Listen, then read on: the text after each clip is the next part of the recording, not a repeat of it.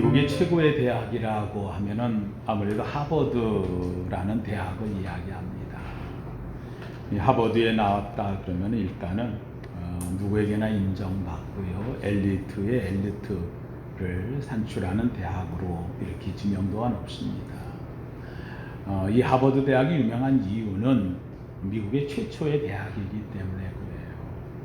1600년대에 미국에 청교도들이 갔을 때에 보스턴에서 세워진 작은 학교에서 시작된 것, 특별히 목회자를 세우기 위해서 세워진 학교로도 유명합니다. 하버드대 하면은 우리가 일반 학문을 이야기하는데 사실은 하버드대는 바로 이 신학이 유명한 대학이기도 하지요. 미국의 최고의 유명한 이 하버드 대학에 1880 1-2년경에 남루하게 그러나 말쑥하게 잘 입은 한 노 부부가 이 학교를 찾아왔어요.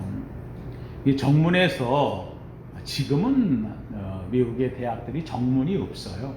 학교들이 워낙 크게 이제 건물들이 있고 하다 보니 정문이, 우리나라는 정문이 있는데 외국엔 주로 정문이 없는데 그 당시 때에는 정문이 좀 있었던 모양인가 봐요.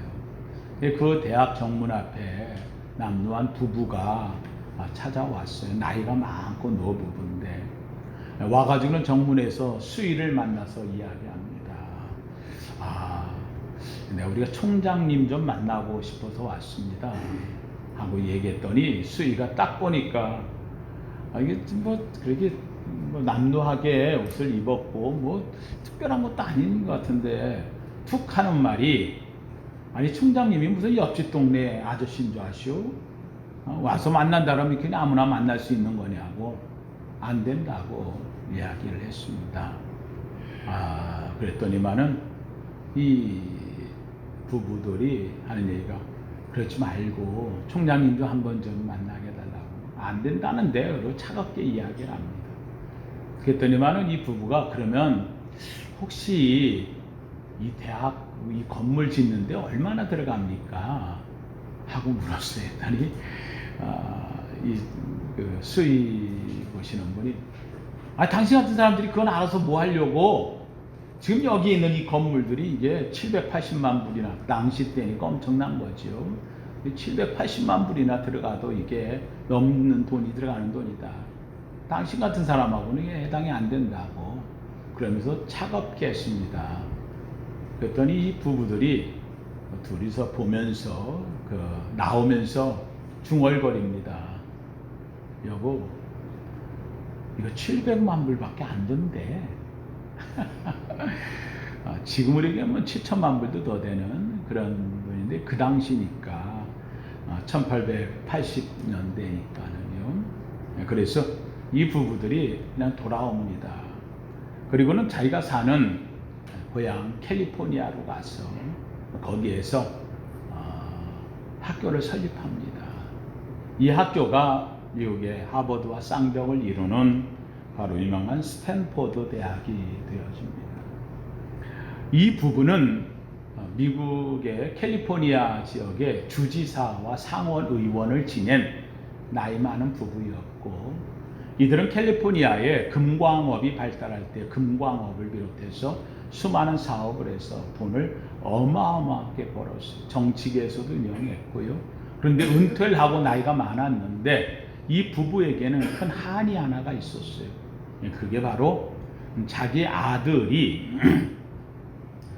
리랜드 스탠포드 주니어라고 하는 그 아들이 있었는데 이 아들이 15살 때에 사고로 죽었어요.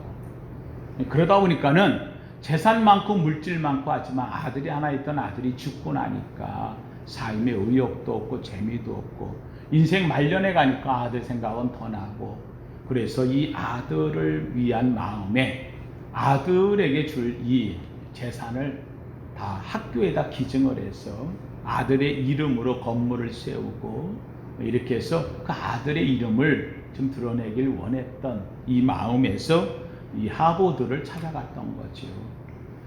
당시에 유명한 게 하버드 대학이었고 그만한 대학이 없었으니까.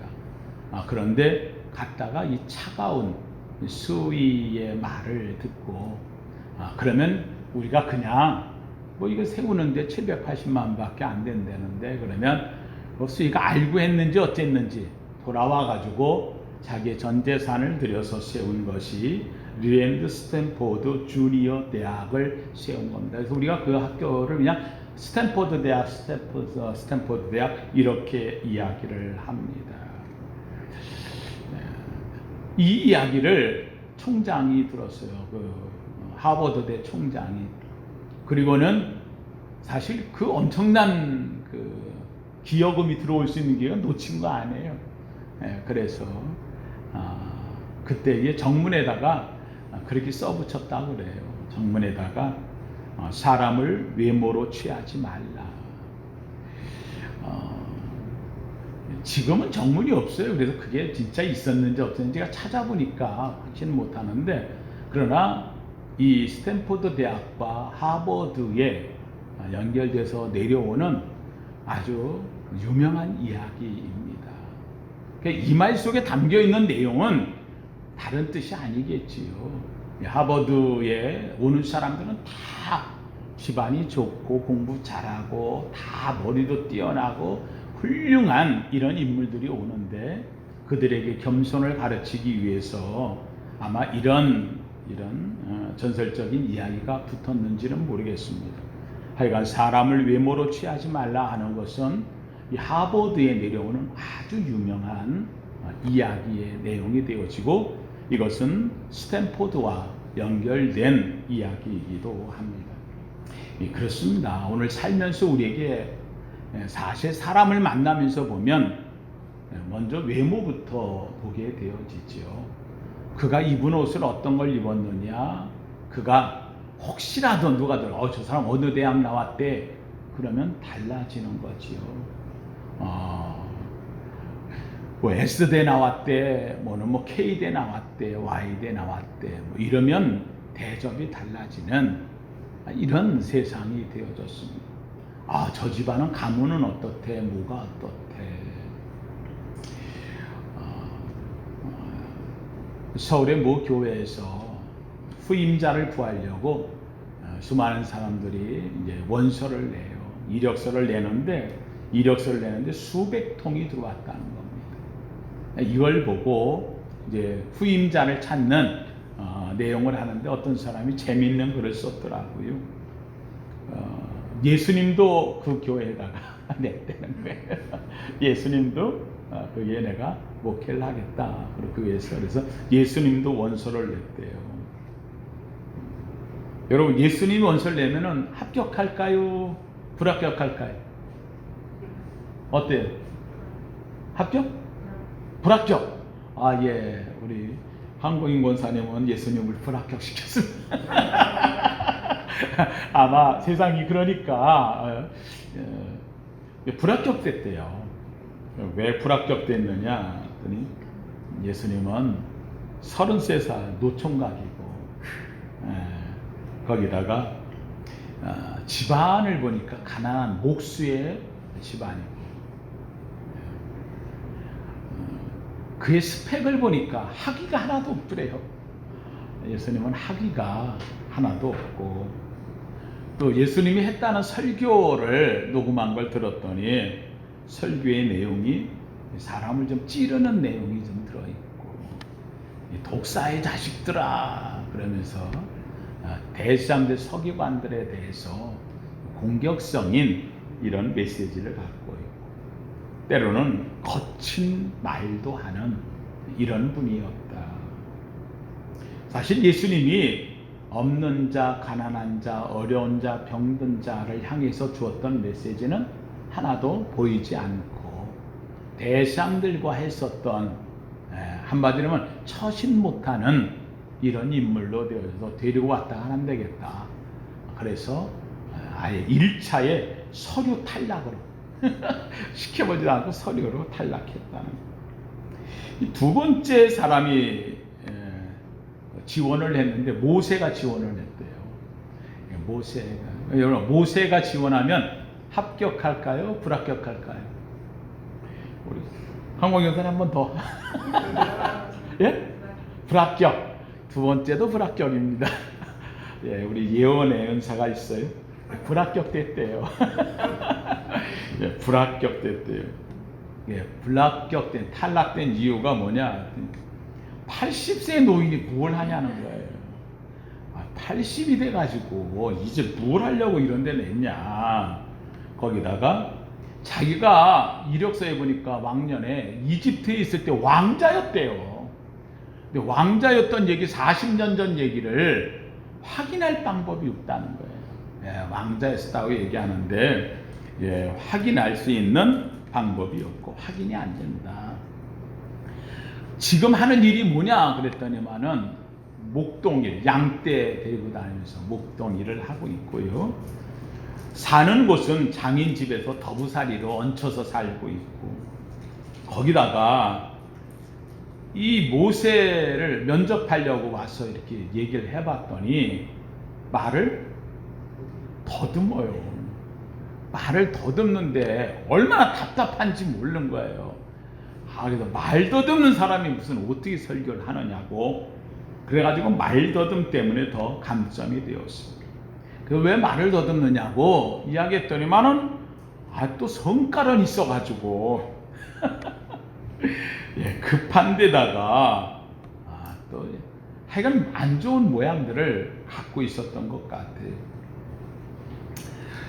예, 전에도 하나님이 한번 부른 적이 있었지 않느냐 그랬더니만은 예, 소명에 대한 거 핑계를 댔던 적도 있던 사람이었고, 가끔 가다가 지금도 혼자 있을 때는 우울증을 앓는 듯한 이런 질병도 갖고 있는 것 같아서 탈락했다. 그런 면에서 본다면 성경에 나오는 위대한 선지자 인물들, 만약에 오늘날 목회한다고 원서 넣으면은 내가 볼 때는 8, 90%는 다 불합격될 것 같아. 합격될 요소가 별로 없어요. 별로 없어요. 여러분, 오늘 이 본문의 내용은 하나님은 어떤 사람을 찾을까 하는 겁니다. 한 가지 분명히 우리 기억하고 가야 될 게 있습니다. 한번 따라합시다. 하나님의 눈과 내 눈은 다르고 하나님이 보는 것과 내가 보는 것이 다릅니다. 할렐루야. 예, 하나님이 보는 것, 예, 하나님의 눈, 하나님의 생각은 우리가 생각하고 보고 느끼는 것하고는 다르다는 겁니다. 오늘 본문에 나오는 이 읽은 말씀은 여러분이 16장 전체를 한번 읽어보셔서 이 13절까지 보시면 될 것 같아요. 지금 짧게 석 절만 읽었는데 사실은 이 사무엘이 사울 왕을 세워왔는데 사울 왕이 엇나갔어요. 처음에는 잘 순종하고 아주 그렇게 겸손하게 하더니 왕이 되니까 사람이 변하네요. 이러고 나니까는 사무엘이 말을 얘기해도 하나님의 명령을 줘도 그것을 어기기가 십상해요. 나중에는 이 사무엘이 사울에게 말합니다. 사울 왕에게 하나님이 순종하는 것이 뭐보다 낫다고, 제사보다 낫다고 얘기하지 않느냐. 하나님의 말씀을 지키는 것이 수많은 천천의 재물보다 낫다고 하는 것을 왜 모르십니까? 하면서 이 사무엘이 이야기합니다. 그럼에도 불구하고 이 사울은 돌아서지를 못해요. 결국은 사무엘이 하나님께 탄원하다시피 얘기해요. 하나님, 사울이 저렇게 됐습니다. 하나님이 이야기합니다. 나도 사울이 나를 버리면 나도 버리겠다. 그래서 사울을 버려요. 문제는 그 다음에요. 하나님이 왕을 세우겠다는 건 이 나라는 누가 이끌어갑니까? 하고 사무엘이 하나님께 이야기하니 하나님께서 내가 새로운 사람을 봤다는 거예요. 그러면서 너 내일 베들레헴이라고 하는 곳에 가서 이새의 집에 들어가면 거기 아들들이 있는데 그 아들 가운데서 내가 지명하는 자를 기름을 부어라. 사무엘이 신이 났지요. 하나님이 역사 다시 일으키시는구나. 그리고 아침 일찍 출발해서 사람을 먼저 보냅니다. 베들레헴 이새의 집에 내가 오늘 베들레헴에서 제사를 지내고 그 집에서 식사를 하려고 한다. 그러니 내가 갑니다 했더니 이새가 깜짝 놀랍니다. 사울 왕이 만약에 자기 집에 사무엘이 오는 걸 보면 난리할 텐데, 아니다, 내가 제사를 하고 그리고는 내가 가서 그 집에서 식사하는 걸로 그냥 알고 있어라. 그렇게 얘기를 해라. 그래서 아무 일 없는 것처럼 가지만 사실은 그 집에서 한 사람의 기름을 부어 왕으로 세우려고 하는 하나님의 계획을 전달한 거지요. 이새가 자기 아들들이 지금 늠름한 아들들이 많지요. 야, 누가 하나님이 그에게 기름을 부을까? 사무엘도 가면서 생각하면, 야, 하나님이 어떤 아들을 보았길래 늠름한 사울과 보다는 더 나은 누군가 멋진 인물이 있으니까 그에게 기름을 붓는 거겠지 하고 그 집에 도착했습니다. 그리고는 한 명씩 지나갑니다. 첫 번째 지나가는 아들을 보았을 때 엘리압, 정말 기골이 장대합니다. 훌륭합니다. 사울 왕보다 더 뛰어난 것 같아요. 역시 하나님 보는 눈은 다르구나. 그러고는 사무엘이 이 엘리압에게 첫째 아들에게 기름을 부으려고 했더니 하나님이 이렇게 말합니다. 여호와께서 사무엘에게 이르시되 그의 용모와 키를 보지 말라. 내가 이미 그를 버렸노라. 내가 보는 것은 사람과 같지 아니하니 사람은 외모를 보거니와 나 여호와는 중심을 보노니라. 아니라는 거예요. 사무엘이 볼 때에 기골이 장대하고 키고 용모가 훌륭한데, 야, 이 정말 사울보다 뛰어난 아들이 있네 하고 불렸더니 그 아들 아니라는. 두 번째 아들이 지나갑니다. 아미나답이 지나가는 그 아들을 향해서, 야, 이 아들인가 보다. 둘째 아들이 너무 잘생겨. 그래서 그 아들이 불렸더니 아니라는 거예요. 사무엘이 생각합니다. 첫째도 둘째도 아니면 세 번째는 실수 안 해야 되겠죠. 그래서 삼마라는 셋째 아들이 또 지나가. 그랬더니 하나님께 무슨 이 아들입니까? 아니다. 넷째, 다섯째, 여섯째, 일곱째까지 다 지나갑니다. 그런데 하나님이 아니라고 말합니다. 사무엘이 묻습니다. 이 아버지에게 혹시 아들이 또 있느냐 했더니 있긴 있는데 걔는 아직 막내입니다. 어리다는 겁니다. 아버지도 그 아이를 얘가 왕감이네 장군감이네 훌륭한, 왜요? 형들의 그늘에 가려져 있었다. 별 볼 일 없어. 그 아이는 지금 어디 있느냐? 지금 형들이 여기 와서 다 있으니 양을 지키고 있습니다. 그 아이를 빨리 데리고 와라. 가서 그 아이를 씻겨가지고 데리고 왔어요. 재밌게도 오늘 본문에 보면 그의 형들의 이름이 쭉 나와요. 엘리압, 아비나답, 또 삼마 이러면서 주 앞 지나가는 이름이 나오는데 얘는 이름이 안 나와. 막내. 한마디로 별 볼 일 없어. 집에서도 인정 못 받아. 그런데 이 아이를 데리고 와요. 그런데 재밌게도 사무엘이 그 아이를 딱 보는 순간 하나님이 그를 빛나게 했는지 이렇게 말합니다. 이에 사람을 보내어 12절에 그를 데려오매 그의 빛이 붉고 눈이 빼어나고 얼굴이 아름답더라. 아마 사무엘이 하나님께서 그 아이가 이제 데려오라고 아마 이 아이가 아닐까 하고 데려와서 씻겨서 데리고 와보니 어리지만 재밌게도 그의 얼굴에서 이미 광채가 나는 거예요. 하나님께서 뭐라고 합니까? 여호와께서 이르시되 이가 크니 일어나 기름을 부으라 하시는지라. 이가 크니 사무엘은 생각도 안 했어. 아버지는 아예 생각도 안 했어. 형제들은 이 아이를 별 볼 일 없이 취급했어. 이 아이도 자기 스스로가 자기를 높이지 않았어. 형들 가운데서 지금 다 사무엘이 온다는데 그 잔치 자리에 참여하지 못했는데도 불구하고 가서 양떼를 지키는 자기 일만 그냥 부지런히 할 뿐인 아이였어요. 어느 누구도 세상에서 이 아이를 생각한 사람은 없었어요. 오히려 오죽하면 기름을 붓기 전까지 앞에 있는 엘리압, 아비나답, 삼마 이름이 줄줄이 나오는데 얘는 이름도 안 나와. 그런데 이 아이를 데려다가 하나님이 말씀하는 거예요. 이가 그니 내가 지명하는 아이니 그에게 기름을 부으라. 이 기름을 붓는 순간 그의 이름이 등장을 하게 되어지는 거예요. 사랑하는 성도님들, 오늘 7절 말씀에 이렇게 말해요. 내가 보는 것은 사람과 같지 아니하니 사람은 외모를 보거니와 나 여호와는 중심을 보느니라. 저는 이 말씀을 참 좋아합니다. 정말 좋아합니다. 제 별명은 미련곰퉁이. 저 어릴 때부터 아이가 늘 미련곰퉁이. 여러분 그 말 하도 듣다 보면요, 내가 뭔 줄 알아요? 미련곰퉁이인 줄 알아요. 재밌는 게요, 제가 빈혈이 어릴 때 있었나 봐요. 학교를 가다가 잘 넘어졌어요. 근데 잘 넘어지는데 빈혈 때문에 못 먹어서 예를 들어 가지고 그래서 넘어지는 것 같은데, 넘어질 때마다 내가 생각하는 게 나는 왜 넘어져? 미련곰퉁이라서.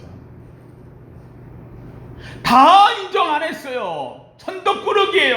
별 볼 일 없는 존재. 공부를 잘해요. 뭐 다른 거 뛰어난 게 있어 아무것도 없어요. 미련곰퉁이. 그런데 제가 제일 좋아하는 것 하나, 교회 가는 것. 하나님이 좋았어. 하나님은 내 마음을 보셨어. 그걸 아시는가 봐요. 불쌍히 여기셨어요. 저를 지명했어요. 불렀어요. 오늘 여기에 서게 되었어요. 사랑하는 성도님들, 하나님이 보시는 것은 사람들이 보는 것과 달라요. 하나님이 선택한 사람들의 성경에 나오는 이야기들은 한결같은 이야기예요. 아브라함은 75세에 부름받았어요. 우상의 집안이에요. 하나님이 그를 부르면서 내가 너로 큰 민족을 이루리라. 민족은 고사하고 자식이라도 하나 있으면 다행이지. 그런데 놀랍게도 이 모세는 75세에 부름받았고 우상의 가문이었고 그리고 자식 하나 없는데 아무것도 없는 자. 그런데 누가 있으니까? 하나님이 함께 하시니 그는 민족의 조상이 되었어요. 위대한 믿음의 조상이 되었어요. 역사의 가장 위대한 신앙자가 된 인물로 바뀌었다는 사실이에요. 이유는 딱 하나. 누가 함께하냐? 하나님이 함께하냐. 여러분 모세를 보세요. 아까 얘기했잖아요. 지금도 되어나면 세상이 인정 안 할 인물이라니까는요. 그런데 그를 80에 불렀어요. 애굽에서 도망친 사람이에요. 광야에 가가지고 목동으로 전락했어요. 자기가 준 건 아무것도 없어요. 애굽에서 무슨 왕자의 생활했네 뭐했네. 아이고 왕년 얘기 안 할 사람이 어디 있어요. 지금은 처가살이에 남의 집에 붙어 사는 사람이에요. 예, 아마 내가 볼 때는 양떼를 몰고 산 밑에까지 늘 갔던 이유는 처가살이 하면서 처갓집에서 있는 게 귀찮아서 그렇겠지. 그렇지 않게 그래 양떼 몰고 나와가지고 들녘에서 지내는 게 차라리 나을 수도 있었어요. 자기 신세 한탄을 사랑해 한탄하며 살았어요. 옛날에 내가 애굽에 있을 때 그 얘기는 먼 옛날 얘기, 이제 끝난 얘기예요. 어느덧 80이 되어지고 나니까 인생 다 끝자락에 와서 수염은 다 났고 몸은 낡아질 때가 됐어요. 그런데 재밌게도 산 밑에 와서 양떼를 치다가 세상에 떨기나무 가시나무 덤불에서 불이 붙었는데 불이 나무가 타지 않아. 확 타버리고 말 텐데 안 타는 거예요. 저게 뭐야 신기하네. 올라가서 그 나무를 보는 순간 놀라운 일이 벌어지는 거예요. 하나님의 음성이 들려요. 사랑하는 성도 여러분, 이 모세가 이 나무를 보면서 뭔 생각을 했을까요? 자기 인생 같다고 생각하지 않았을까요? 말라 비틀어진 나무, 떨기나무에 불이 붙었는데 타지 않는 것, 아무것도 아닌 것. 그런데 이게 불이 붙고 나니까 큰 광경, 내가 보는 놀라운 광경이 되듯이 하나님께서 내 속에 불을 넣어줬어요. 하나님의 불이 내 속에 들어오는 순간 난 떨기나무 같은 인생, 쓸모없는 인생, 이젠 버려진 인생. 그런데 그가 놀라운 위대한 인물로 되어져 바로에게까지 가고 자기 백성을 인도해내는 위대한 인물로 되었다는 사실입니다. 사랑하는 성도님, 한 사람 더 할까요? 사도 바울 보세요. 여러분, 사도 바울이 하나님 앞에 위대하다고 했지만 사실은 하나님 앞에 쓰임받아서 위대한 거지 바울을 누가 알아줬어요? 바울이 일생 동안 혼자 살았다고 해요. 혼자 살만해요. 왜요? 워낙 못생겼어요. 그러니까 장가 못 갔어요. 거기다가 온몸에 병 들었는데 누가 그걸 데리고 살아? 여러분, 아니 이 사람이요 로마의 시민권을 갖고 있는 위대한 인물이에요. 배운 건 얼마나 많아요. 가면 좋아요. 그런데도 못 갈 때에는 그 전에 이미 일찍 갈 수 있는데 안 됐어요. 그런데도 불구하고 이 쓸모없는 존재 바울은 우리가 위대하다고 하지만 사실 바울은 설교 되게 못했던 사람이에요. 설교하다 오죽했으면 사람이 떨어져 죽었을까 졸다가. 그러니까 뭐라고 이야기해요? 고린도후서 11장 6절에 보면 뭐래? 그는 말에는 조라나 글에는 힘이 있으면 글로 쓸 때에 힘이 있지 설교는 아주 젬병이야. 말에는 조래 말을 못하는 사람이에요. 얼마나 못생겼는지 바울 행적을 기록하는 것을 보면 바울이 키가 150밖에 안 된대요. 거기에다가 머리는 대머리였고 뭐 사실인지 아닌지 모르겠지만 하여간 일자 눈썹이라 인물이 좀 별로였던가 봐요. 거기다가 눈은 늘 시력이 안 좋아가지고 눈곱이 끼고, 여러분 남자가 눈곱 껴봐야 얼마나 보기 흉해요. 그러고 있던 사람이 거기에다가 한결 더한 대로 보면은 사실 그가 병이 몸이 얼마나 많았는지 그것 때문에 하나님께 간구했지만 하나님께서 뭐라 그래요? 아니야, 너 그 병 때문에 네가 오히려 내가 너 돌보는 것이다. 바울은 3번이나 간구했지만 하나님이 내 은혜가 네게 족하다라고 하는 말을 들었을 때에 더 이상 구하지 않았다고 그랬어요. 아, 내 몸에 이 가시가 내 인생을 이끌어 가는구나. 얼마나 인물도 안 좋고 몸도 그랬던지 복음을 전한다고 전도를 당했지만은 사도행전 14장 10절에 보면 루스드라라고 하는 곳에 갔는데 그때 거기 간 게 누구와 같이 가냐면 바나바와 같이 갔어요. 바나바하고 바울하고 갔는데 얼마나 하나님의 역사가 일어나니까 이 두 사람 누가 보냈다? 신이 보냈다. 그래서 이 두 사람을 신이라고 그러는 거예요.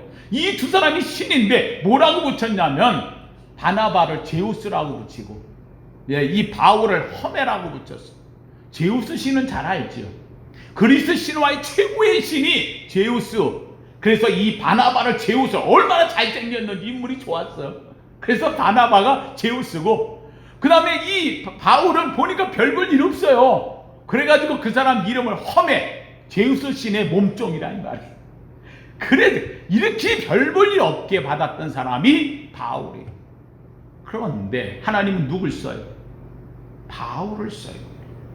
사랑하는 성도님들, 하나님이 선택하는 사람들의 특징을 본다면 여러분 세상 사람들이 위대하다, 훌륭하다, 와 멋지다, 아니 그렇게 쓰지를 않아요.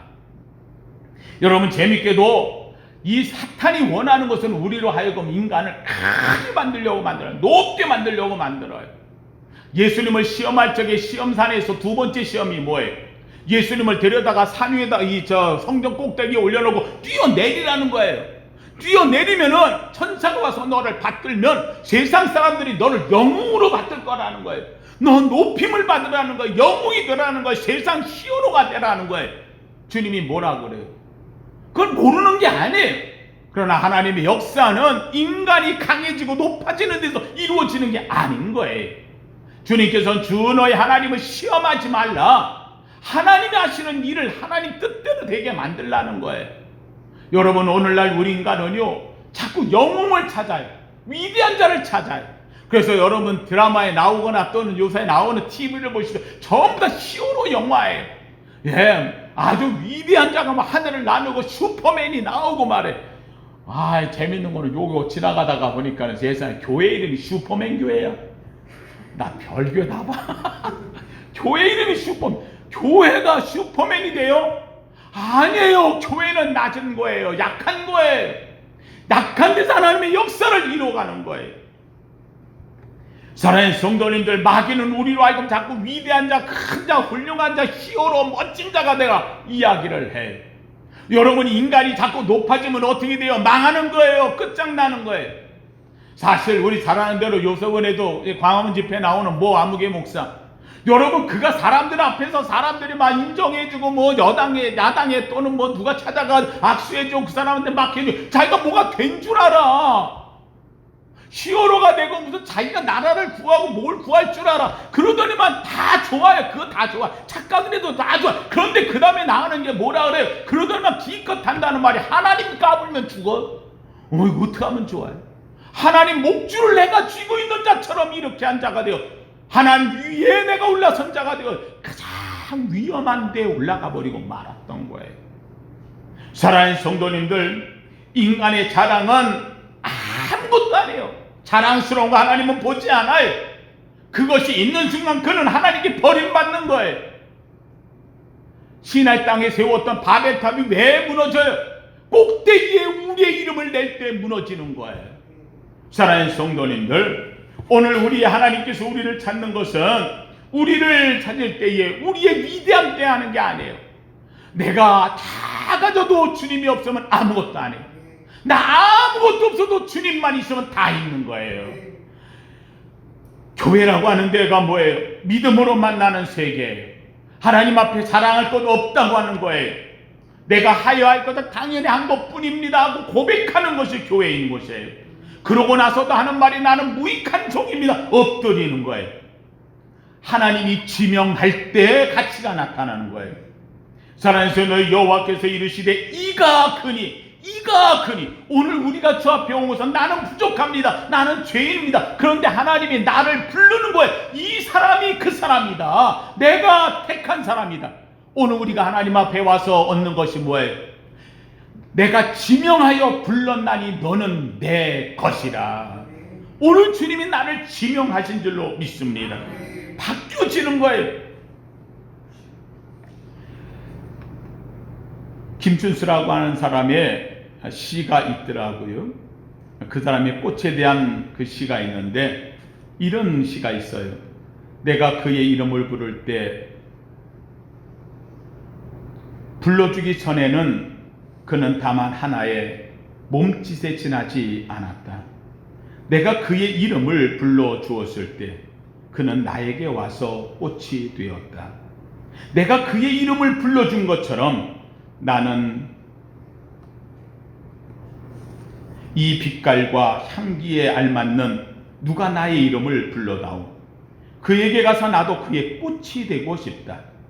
우리들은 모두 무엇이 되고 싶다. 너는 나에게, 나는 너에게 잊혀지지 않는 하나의 눈빛이 되고 싶다.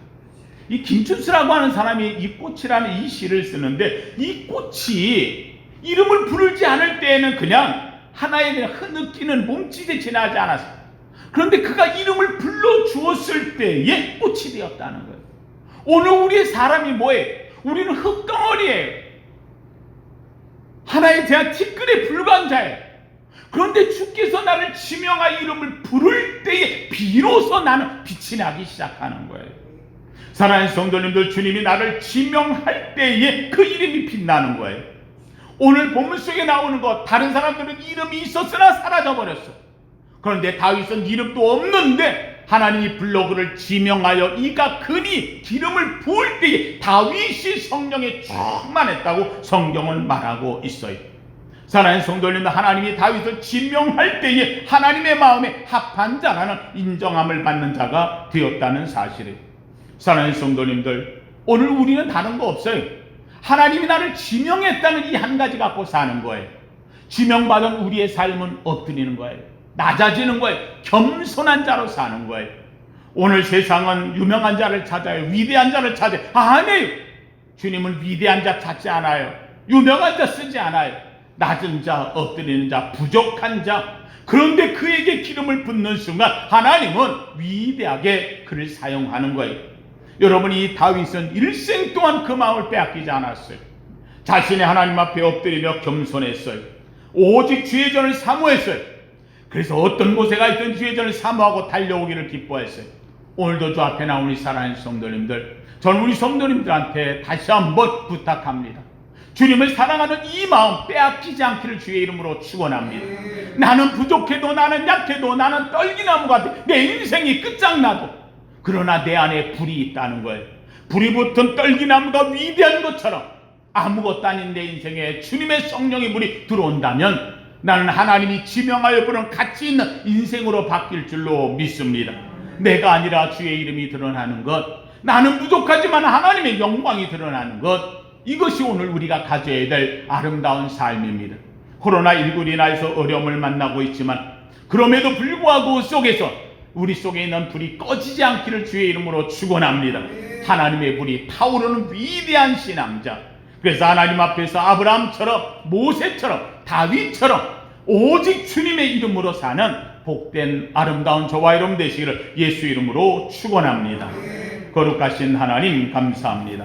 하나님, 참으로 주께서 하나님이 지명하는 사람이 어떤 사람인가를 보았습니다. 하나님은 위대한 자를 찾는 게 아닙니다. 높은 자를 찾는 게 아닙니다. 훌륭한 자를 찾는 게 아닙니다. 히어로를 찾고 기적을 일으키고 역사를 일으키는 자가 아닙니다. 하나님이 역사를 일으키고 하나님이 붙잡고 하나님이 세워가십니다. 오히려 나는 부족합니다. 나는 약합니다. 나는 쓸모없습니다. 그러나 하나님만 의지합니다. 손을 내밀 때 주님이 붙으시면 일으켜집니다. 하나님이 오늘도 주 앞에 있는 우리 사랑하는 성도들, 코로나19 가운데서도 주 앞에 예배하는 이 자리가 복이 되게 하옵소서. 하나님의 이 어려움 속에서도 주님만 바라보게 하옵소서. 우리 속에 있는 불이 꺼지지 않게 하옵소서. 하나님, 내가 내 이름을 빛내는 것이 아니라 주님이 내 이름을 불러줄 때의 빛남을 알게 하옵소서. 예수님 이름으로 기도하옵나이다. 아멘.